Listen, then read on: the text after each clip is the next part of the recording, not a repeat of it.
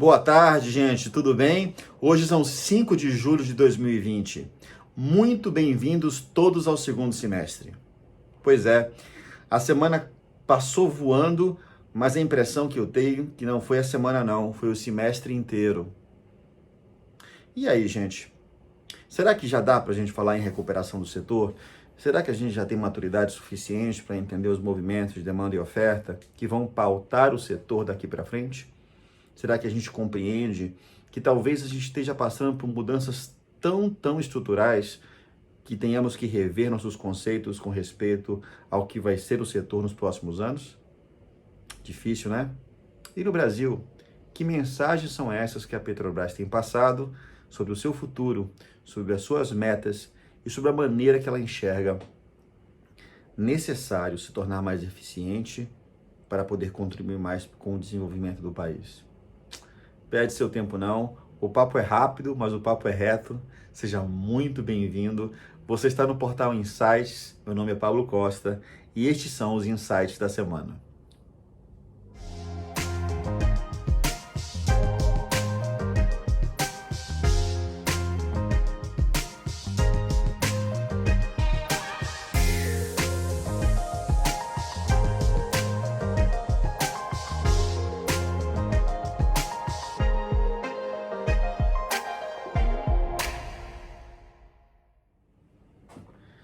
Oi, gente. Então, vamos refletir junto, porque as semanas estão se passando, nós já estamos no segundo semestre, realmente, e parece que o ano começou ontem. Guardadas as proporções, eu tenho certeza que eu não estou pensando sozinho. Mas olha só, há uma dificuldade natural da gente se informar hoje, porque a quantidade de informação divergente e contando perspectivas diferentes é enorme. E ter uma consciência clara de como formar uma opinião é um trabalho contínuo e também mutante, porque às vezes as percepções que nós temos hoje podem mudar de maneira natural de um dia para o outro. A gente só não pode perder a mão. E nesse sentido, eu queria fazer uma observação antes de entrar no assunto sobre atual mercado, né? Tem uma obra que eu gosto muito de ler, já li mais de uma vez, que é a obra do Rand Lowling, Factfulness. 10 razões para a gente acreditar que o mundo está ficando melhor. O Hans não era só um otimista. Ele era um cara que gostava muito de dados. Ele tinha uma frase que eu guardo como mantra para mim. Ele falava assim que the world cannot be understood without numbers, but the world cannot also be understood only by numbers. Então, o mundo não pode ser compreendido sem os números, mas também não pode ser somente compreendido através dos números. Parece uma coisa óbvia, mas ela encaixa como uma luva no que a gente está passando no setor de óleo e gás. Porque o número de variáveis para serem consideradas realmente é enorme.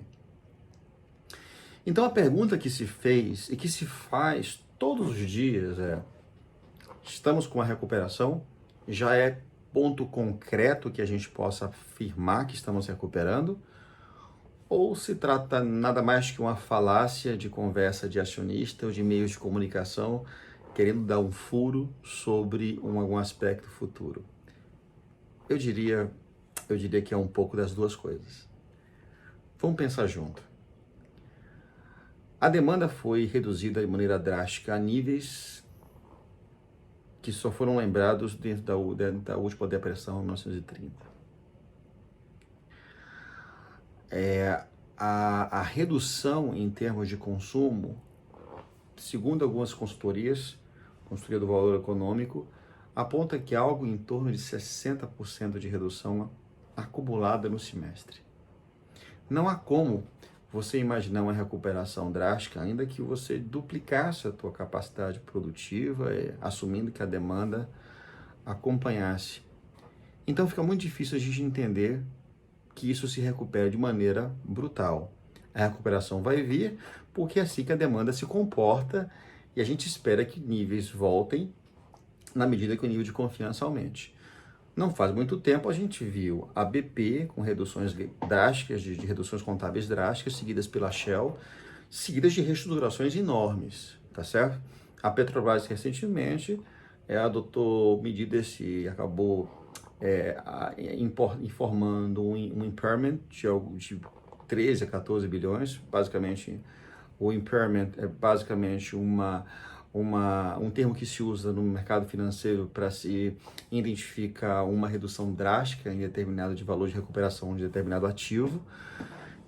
E isso parece soar ruim, mas não, são medidas de equilíbrio. A gente já vai tratar disso logo.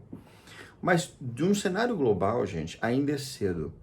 Nas últimas 24 horas, saíram reportes dizendo basicamente que a demanda novamente foi afetada no final da última semana. Então, como vocês podem ver, é muito achismo e pouca prática. Então, de novo, a palavra atual é cautela. Vamos ler as coisas com calma e não tirar nenhum tipo de conclusão precipitada. Ah, Pablo, mas a gente vai ficar na inércia. Não, a gente não vai ficar na inércia, porque observar, ser cauteloso é estar em movimento, mas um movimento cuidadoso. O segmento não vai ser avesso a risco nunca, gente. Mas ele não pode se dar ao luxo de dar um tiro não muito certeiro nesse momento. Então, por isso que as reestruturações de base que estão sendo puxadas através das majors têm passado um recado claro para o segmento de que ele precisaria repassar por que a gente está chamando de uma transição estrutural. Algo que só foi visto em 2015. Pela última vez. E uma reestruturação nessa magnitude, ela mostra que o mercado e que o setor não pode ser o mesmo que era antes da pandemia. E isso é muito bom, gente. Isso não é uma coisa ruim. Dá um friozinho na barriga, porque parece que a gente não está enxergando o que vem depois, mas eu acho que eu estou convicto que é uma sensação muito boa para as empresas e profissionais que estiverem se preparando. Agora, vamos falar um pouco da Petrobras. A Petrobras tem tomado algumas ações e algumas coisas me chamaram também muita atenção. Eu até tomei a liberdade de voltar um pouco no passado e lembrar quando tudo isso começou. Ninguém lembra, ou melhor, ninguém deixa de lembrar, pelo slogan lá de 1950, governo Dutra, do petróleo é nosso. Pois a Petrobras ela foi fundada já por Vargas em 3 de outubro de 1953, tá certo? Com um capital bastante aguçado, é verdade que ela estava mais estatizada do que o Vargas queria, em teoria, pelo menos é o que dizem os historiadores, mas ela começou com um viés extremamente nacionalista, de proteção dos ativos que naquela época ainda não estavam acelerados. Só depois da Segunda Guerra que de fato o petróleo passou a ser um ativo mais importante que o aço. É engraçado a gente olhar a Segunda Guerra como, de novo, eu vou chamar ele de cisne negro, mas muito mais na analogia de dizer assim, algo que todo mundo queria evitar, e quando aconteceu, mudou completamente a dinâmica socioeconômica do mundo. Isso não é diferente agora. A pandemia do Covid, ela é um cisne negro. Ela é algo que, obviamente, o setor sanitário havia previsto que quando acontecesse causaria distúrbios econômicos e sociais, como de fato está ocorrendo, mas ele também serve de ponto disruptivo para a gente olhar o setor. Isso não está acontecendo somente com o setor de óleo e gás e entender o que ele vai ser depois. Voltando à Petrobras. Petrobras tem focado em algumas ações de reestruturação. Muito aquém das primeiras ações que a gente destacou algumas semanas atrás, que são ações de proteção de caixa, de efetividade. O que ela não deixou de fazer? 2 coisas. Uma, evitar que os níveis de endividamento aumentassem, ou pelo menos nesse ano, que é um ano completamente doido e disruptivo, que ela mantenha o mesmo nível de endividamento que terminou em 2009, termine em 2020. O outro é o plano de desinvestimento. E aí, uma contraversão. Por quê? Existe muito do DNA nacional da Petrobras, seja pelos seus funcionários, seja pelo Congresso. Então, algumas ações estão ainda rolando. A gente, antes da pandemia, tinha pelo menos 8 refinarias ainda colocadas à venda. O objetivo era você leiloar essas refinarias e definir esses processos ainda em 2020. Não vai acontecer totalmente, ainda que o presidente Castelo Branco em uma live recente que fez, tenha falado que o objetivo deles é em 2021 ter isso encerrado. Vamos parar para ver. A Petrobras também assinou um acordo recente com o CAD, onde estava abrindo mão do seu oligopólio no mercado de refino. Isso está ainda em andamento. O mesmo acontece com o setor de gás, a gente já sabia, com a venda, venda dos ativos da NTS, com a possível venda da Gaspetro e da TAG. As coisas vão caminhando nesse sentido, porque a Petrobras se focar naquilo que é mais importante para ela. Antes de chegar lá, a última foi realmente uma mudança extremamente forte para o país, onde a Petrobras anunciou que ela vai colocar venda dos ativos maduros onshore e também de águas rasas. Algo que não se imaginava anos atrás e que vai mudar completamente a anatomia das empresas, principalmente as independentes. Eu não descarto que as IOCs entrem nessa questão, porque definitivamente em um setor dinâmico como o do óleo e gás, someone will fill the void. Então alguém vai tapar essa demanda por necessidade de atividade, o que pode ser extremamente benéfico com o país se tratado de maneira coerente e regulada.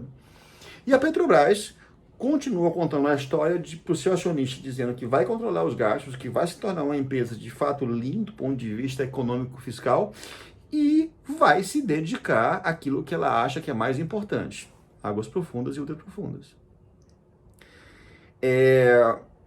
Pablo, mas no momento de transição, esse é o movimento correto da Petrobras? Defina para mim o que é movimento correto, gente. Ora você é conservador e mantém o status quo porque você aposta que você nasceu assim, vai ser assim, sempre será assim? Ou você adapta a tua necessidade para um futuro que você julga mais adequado?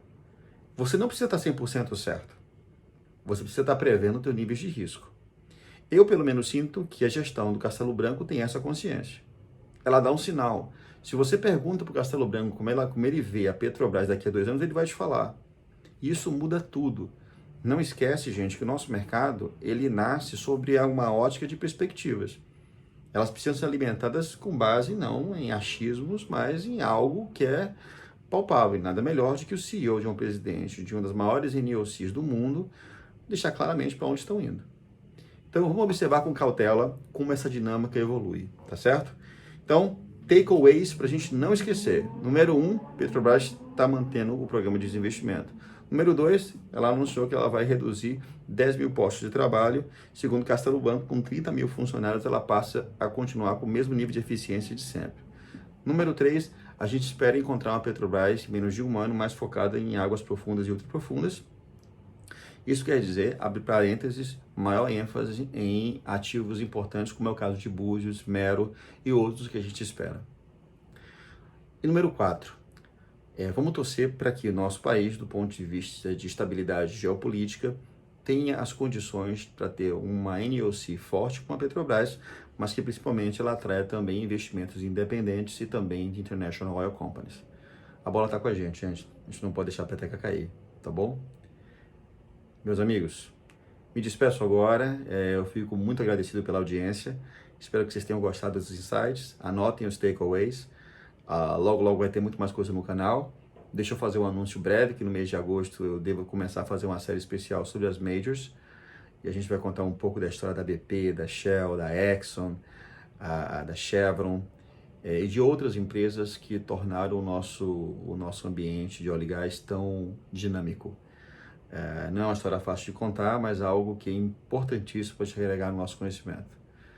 Meus queridos, que vocês tenham uma boa semana, uma semana efetiva, produtiva, deixem sempre algo de bom pelo caminho, alguém definitivamente vai precisar, e vamos todos juntos nesse canal de conhecimento, fazendo um esforço sempre para deixar de olhar por debaixo da porta ou por dentro do buraco da fechadura, tá certo? Um forte abraço, vejo vocês próximo domingo, fiquem com Deus, até mais.